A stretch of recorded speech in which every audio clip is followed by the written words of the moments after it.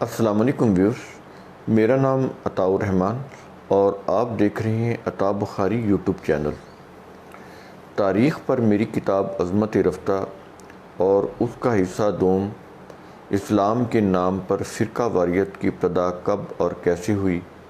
तो इसमें हमने वीडियोस के कुछ सिलसिले किए। मौजूदा जो वीडियो का सिलसिला चल रहा है हमारा, वो है फ़िका के ऊपर कि फ़िका कैसे मुरतब हुई, किस तरह से फ़िकें जो हैं आगे वो उनके ज़रिए से फिर ये शरीयतें बनाई गईं और उनके उन फ़िकों के बानी कौन थे। तो उस सिलसिले में हमने अहले सुन्नत का जो पोर्शन है फ़िका का, वो हमने आपके सामने रखा कि उनके यहाँ जो कदीम फ़िकें थीं जो बाद में बड़े फ़िकों के अंदर ज़म हो गई। उसके बाद फिर 4 फ़िका उनके जो बड़े मशहूर हुए, जो अब तक हैं, जिनको फ़ुक़हाए अरबा कहा जाता है।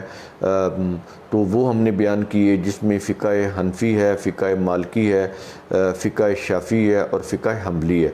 इसके ऊपर हमने वीडियोस किए थे और आज का जो वीडियो है वो है अहले तशय्युअ के फ़िक़ी मज़ाहिब। तो इसमें हम ये देखेंगे कि क्योंकि हम चीदा कर रहे हैं, हम इतने क्योंकि मकसद ये है कि आपको एक आइडिया हो जाए, एक अंदाज़ा हो जाए कि ये चीज़ें बनी कैसे हैं, मुसलमानों को किस तरह से फ़िरका वारियत में तकसीम किया गया है, उनके कैसे फ़िरके बनाए गए, किस तरह से मसालिक बनाए गए और किस तरह से लोगों को टुकड़े टुकड़े किया गया। तो इस सिलसिले में आज हम फिर ये अहले तशय्युअ के फ़िक़ी मज़ाहिब तो ये देखेंगे कि इसके अंदर क्या है। तो सबसे पहले हम इस सिलसिले में फ़िक़ा जाफ़रिया के ऊपर बात करेंगे। ये जो फ़िक़ा जाफ़रिया है, ये जाफ़र सादिक जो हैं, ये इनसे मंसूब है। इन्होंने बनाया या नहीं बनाया, लेकिन इनके नाम से मंसूब है। और फ़िक़ा के ऊपर जाफ़र सादिक की भी कोई किताब नहीं है, ये चीज़ ज़हन में रख लें। तो जाफ़र सादिक के नाम से ये फ़िक़ा है और जाफ़र सादिक की जो पैदाइश थी, पैदाइश वो हुई है 702 ईस्वी में मदीना के अंदर, और इनकी जो वफ़ात है वो हुई है 765 ईस्वी में मदीना में। तो ये मदीना में पैदा हुए, मदीना में इनकी वफ़ात हुई। 702 ईस्वी से लेकर 765 ईस्वी तक इनका जो है ये टाइम पीरियड बनता है इनकी ज़िंदगी का। तो इनके मुतालिक हम आपको बताते हैं कि ये जो जाफ़र सादिक हैं, ये हुसैन रज़ी अल्लाह अन्हु के पड़पोते थे। जाफ़र सादिक हुसैन रज़ी अल्लाह अन्हु के पड़पोते थे। इनकी जो वालदा हैं जाफ़र सादिक की, उनका नाम है उम्मे फरवा। ये सिद्दीक़ रज़ी अल्लाह अन्हु की पड़पोती भी थी और सिद्दीक़ रज़ी अल्लाह अन्हु की नवासी भी थी। ये अबू बकर सिद्दीक़ रज़ी अल्लाह अन्हु की पड़पोती भी थी उम्मे फरवा, और उनकी नवासी भी थी हुसैन रज़ी अल्लाह तआला अन्हु के, ये जो ख़ुद थे पड़पोते थे। ये मैंने आपको उनके रिलेटिव बता दिए हैं कि किस तरह से ये इनका रिश्तेदारियां हैं और किस तरह से ये आपस में इनकी बल्कि गहरी रिश्तेदारियां हैं। फिर सुन लें, जाफ़र सादिक जो है हुसैन रज़ी अल्लाह अन्हु के पड़पोते थे और जाफ़र सादिक की जो वालदा थी उम्मे फरवा, वो सिद्दीक़ रज़ी अल्लाह अन्हु की पड़पोती भी थी और पड़नवासी भी थी। अच्छा, ये जो जाफ़र सादिक हैं वो असना अशरी, ये जो 12 इमामों को मानने वाले हैं, तो ये उनके छठे इमाम हैं। जाफ़र सादिक छठे इमाम हैं।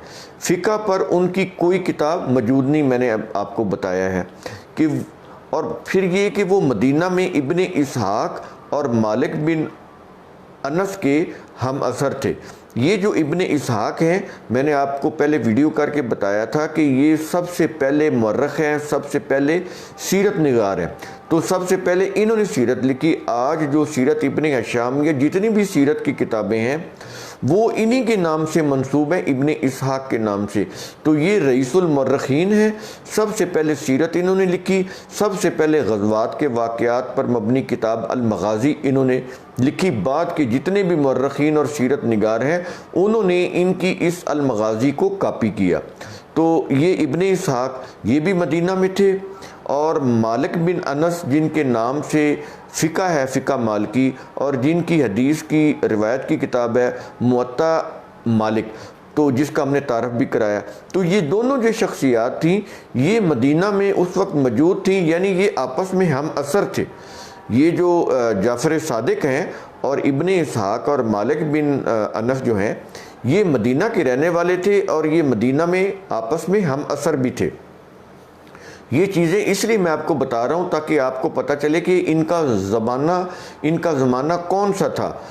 और दूसरा ये कि ये जो जाफ़र सादिक हैं वो अबू हनीफ़ा और मालिक बिन अनस के उस्ताद थे। ये आप गूगल भी सर्च करें तो इसमें लिखा हुआ है कि जाफ़र सादिक जो हैं वो अबू हनीफ़ा के भी उस्ताद थे और मालिक बिन अनस के भी उस्ताद थे। अब थे या नहीं ये तो लिखने वालों को पता होगा क्योंकि हम तो उस वक्त मौजूद नहीं थे, लेकिन लिखा हुआ किताबों के अंदर ये मिलता है कि जाफ़र सादिक अबू हनीफ़ा के भी उस्ताद थे और अनस बिन मालिक के भी उस्ताद थे। तो जाफ़र सादिक की ज़िंदगी के आखिरी 15 साल अब्बासी खिलाफत में गुजरे थे। ये बड़ी इंपॉर्टेंट बात है जो मैं आपको बता रहा हूँ कि आखिरी 15 साल जाफ़र सादिक की अब्बासी खिलाफत में गुजरे थे। अब्बासी खलीफा अल मंसूर, मैंने आपको पहले भी बताया कि अब्बासियों के पहले खलीफा अल सफ़ा थे और दूसरे खलीफा उनके भाई अल मंसूर थे। तो अल मंसूर का जो दौर है उसमें आखिरी 15 साल इनके गुजरे हैं जाफ़र सादिक के। तो अब्बासी खलीफा अल मंसूर ने सियासी मसलहत के तहत इनसे यानी जाफ़र सादिक से सख्त बर्ताव किया था। उसकी वजह आपको, अगर आपने मेरे पीछे वीडियो देखी हो तो आपको पता चलेगा कि अलवियों और अब्बासियों की आपस में सियासी चपकलश थी। तो जब ये बनु उमय्या के ख़िलाफ़ तहरीक चली थी तो बेसिकली तो वो अलवियों ने चलाई थी, लेकिन बेनिफिट अब्बासी उठा गए क्योंकि ये बड़े स्मार्ट थे, बड़े इंटेलिजेंट थे। वो कुर्बानियाँ देते रहे, वो तहरीकें चलाते रहे, लेकिन ये अब्बासी जो थे ये ज़्यादा स्मार्ट थे, ये ज़्यादा इंटेलिजेंट थे। तो इन्होंने ये भी साथ शामिल हुए उनके। तो बज़ाहिर तो दोनों ने मिलकर बनु उमय्या की हुकूमत को ख़त्म किया था। अब हुकूमत एक्चुअली अलवियों को मिलनी चाहिए थी क्योंकि तहरीक उन्होंने शुरू की थी, कुर्बानियाँ ज़्यादा उनकी थी, लेकिन इन्होंने बड़ी अच्छे तरीके से अपने काम को आगे बढ़ाया उस तहरीकों को। तो ये अलवियों को फिर मात देकर हुकूमत के ऊपर इन्होंने कब्ज़ा कर लिया, तो हुकूमत ये ले उड़े। तो इस तरह से इनकी आपस में बड़ी चपकलश थी। अब ये चूँकि जो जाफ़र सादिक थे, चूँकि ये अब्बासियों में थे, ये अलवियों में से थे, तो इसलिए ये जो अल मंसूर खलीफा थे वो इनसे बहुत ज़्यादा इनके साथ सख्त बर्ताव रखते थे कि कहीं जाफ़र सादिक की कोई मकबूलियत पैदा ना हो जाए पर्शिया के अंदर, जिससे फिर वो उनके लिए कोई मुश्किलात पैदा हों, जैसे सियासी तौर पर होता है, आपको पता है इन चीज़ों का। तो ये फिर उन्होंने इनके साथ बड़ा सख्त बर्ताव रखा अल मंसूर ने। तो अल मंसूर ने 5 बार मदीना से बगदाद दरबार में जाफ़र सादिक को तलब किया। इससे अंदाज़ा होता है कि बड़ा ही सख्त बर्ताव था। 5 बार उनको मदीना से बुलवा कर अपने दरबार में बगदाद के अंदर उनको बाकायदा तलब किया, और ज़ाहिर है कि डांट डपट भी की होगी क्योंकि ये हुकूमत में थे और जाफ़र सादिक तो हुकूमत में नहीं थे। तो फिर उनको वो एक सियासी चपकलिश भी थी, वो भी था ये चीज़। तो इराक़ में क़याम के दौरान जाफ़र सादिक के गिर्द शी हल्का वसी होता हुआ जब अल मंसूर ने देखा तो अल मंसूर ने फिर जाफ़र सादिक को मदीना वापस भिजवा दिया। जब वो उनको बुलाते थे, तलब करते थे अपने बगदाद में, अपने दरबार में, तो ज़ाहिर है वो इराक़ में आते थे। अब इराक़ में चूँकि कूफा, बसरा और इर्द गिर्द के वो चूँकि शिया मराकज़ थे, तो वहाँ पर गो हुकूमत तो अब्बासियों की थी, लेकिन वो उनके मराकज़ काम कर रहे थे खुफिया तौर पर। तो उनके गिर्द जब अलवी या शियान उनके गिर्द जब जमा होते थे तो ये फिर अल मंसूर को नागवार गुजरता था। तो जब उसने देखा कि इनके गिर्द तो वो ज़्यादा जमा हो रहे हैं, कहीं इनकी ताकत जो है वो बढ़ ना जाए, तो उन्होंने फिर जाफ़र सादिक को फिर मदीना वापस भिजवा दिया। तो इस तरह से फिर इनको ये फिर मदीना में गए और वहीं पर उनकी फिर वफ़ात होगी। ये तो इस तरह से आपको थोड़ा सा उस दौर के सियासी हालात का अंदाज़ा होगा कि क्या मामलात थे। और ये भी मैंने आपको बताया कि जाफ़र सादिक की फ़िक़्ह के ऊपर कोई किताब नहीं है। तो फ़िक़्ह जाफ़रिया के बुनियादी माख़ज़ क्या हैं वो अब हम आपको बताएंगे कि वो क्या हैं। इससे पहले ये ज़हन में रखें कि अहले सुन्नत के बुनियादी माख़ज़ क्या हैं, उनके जो मज़हब या मसलक के क्या हैं। वो हैं सियासिता, 6 रिवायत की किताबें। कौन कौन सी? बुखारी, मुस्लिम, तिरमिज़ी, इब्न माजा, निसाई, अबू दाऊद, ये 6 उनकी किताबें हैं। इसी तरह फ़िक़्ह जाफ़रिया की जो माख़ज़ है वो है असूल अरबा। अहले सुन्नत की सियासिता हैं, 6 हदीस की किताबें हैं, 6, और अहले तशय्युअ की 4 रिवायत की किताबें हैं या हदीस की किताबें हैं, उनको वो असूल अरबा बोलते हैं। अरबा 4 को कहते हैं। ये 4 असूली किताबें जो उनकी हैं वो किन्होंने लिखी थी, कौन उनके मुसन्निफ़ीन थे, मैं आपको बता देता हूँ। उनकी रिवायत की पहली किताब, यानी उनके हिसाब से हदीस की किताब, ये उनकी हदीस की किताबें हम रिवायत बोलते हैं। तो उनकी जो पहली किताब है, जो बुखारी की तरह बहुत ज़्यादा उनके लिए अहमियत रखती है, जिस तरह मुसलमानों के नज़दीक बुखारी की या मुस्लिम की बड़ी अहमियत है, इस तरह अहले तशय्युअ के नज़दीक जो किताब अल काफ़ी है वो बहुत ज़्यादा अहमियत रखती है। तो ये जो किताब अल काफ़ी है, इसके जो मुसन्निफ़ हैं उनका नाम है कलीनी। तो ये कलीनी किस दौर के हैं? 941 ईस्वी के हैं। बुखारी जो थे वो 870 ईस्वी के थे। तुर्कमानिस्तान, ये जो इलाका है पर्शिया का, उस वक्त वो पर्शिया में था। तो ये जो यानी 870, 9वीं सदी ईस्वी के हो गए बुखारी। और उनके मुकाबले में जो अहले सुन्नत के जो कलीनी हैं, उनके जो मुहद्दिस हैं, वो रह के रहने वाले थे। पर्शिया का जो बड़ा अहम इलाका है रह, वहाँ के रहने वाले थे। और किस दौर के हैं? 941 ईस्वी, यानी तकरीबन 1 सदी बनती है अहले सुन्नत के बुखारी और अहले तशय्युअ के ये जो कलीनी हैं, इनकी आपस में तकरीबन 1 सदी, ये 1 सदी बाद के हैं ये जो कलीनी हैं। तो इनकी किताब है किताब अल काफ़ी। और मैंने बताया कि इसको शिया मसलक में वही हैसियत हासिल है जो अहले सुन्नत में सही बुखारी को हासिल है। ये जो कलीनी है, ये इनका अब हम देखेंगे कि जाफ़र सादिक के साथ कोई ज़माना मिलता है। ज़ाहिर है कि ये जो फ़िक़्ह जाफ़रिया की बुनियाद जो है वो इन असूल अरबा के ऊपर है ना। अब हमने ये बताया है कि कलीनी की जो वफ़ात हुई है, जिसने किताब अल काफ़ी लिखी 941 ईस्वी में रह में हुई, तो जो जाफ़र सादिक हैं वो वफ़ात जाफ़र सादिक के 176 साल के बाद ये कलीनी आए हैं। मैंने आपको बताया है ना कि जाफ़र सादिक की जो पैदाइश और वफ़ात, तो ये जाफ़र सादिक के बाद 176 साल, यानी जाफ़र सादिक की वफ़ात के 176 साल के बाद ये कलीनी आए हैं और उन्होंने आके किताब अल काफ़ी लिखी है। समझ आ रही है? तो इसका मतलब है कि जब जाफ़र सादिक थे तो उनके पास किताब अल कलीनी नहीं थी। किताब अल कलीनी जो है वो कब मुरतब हुई? वो जाफ़र सादिक की वफ़ात के 176 साल के बाद कलीनी ने किताब अल काफ़ी लिखी। इससे आपने तजिया करना है, ख़ुद फ़ैसला कर लें कि फिर ये जो फ़िक़्ह जाफ़रिया की बुनियाद असूल अरबा पर कैसे होगी। असूल अरबा की सबसे मोतबर जो किताब है अल काफ़ी, वो तो जाफ़र सादिक की वफ़ात के 176 साल के बाद लिखी गई। ये बार बार मैं रिपीट इसलिए कर रहा हूँ ताकि आपको बात क्लियर हो जाए जो मैं समझाना चाहता हूँ। उसके बाद उनकी रिवायत की दूसरी किताब है मन ला यज़रुहुल फ़क़ीह, ये दूसरी किताब है। इसके जो मुसन्निफ़ हैं वो हैं शेख सदूक कुम्मी। शेख सदूक, ये स्वाद के साथ है और आगे बड़ा काफ़ है 2 नुक्तों वाला। शेख सदूक कुम्मी, ये कुम्मी में, ये कुम ईरान का शहर है, उस वजह से उनको कुम्मी कहते हैं। तो ये काफ़ 2 नुक्तों वाला, शेख सदूक कुम्मी। तो ये जो शेख सदूक कुम्मी है, ये 991 ईस्वी में रह के रहने वाले थे। 991 ईस्वी में इनकी वफ़ात हुई थी रह में, पर्शिया के अंदर। तो ये कब के हैं? ये जाफ़र सादिक की वफ़ात के 226 साल बाद के हैं।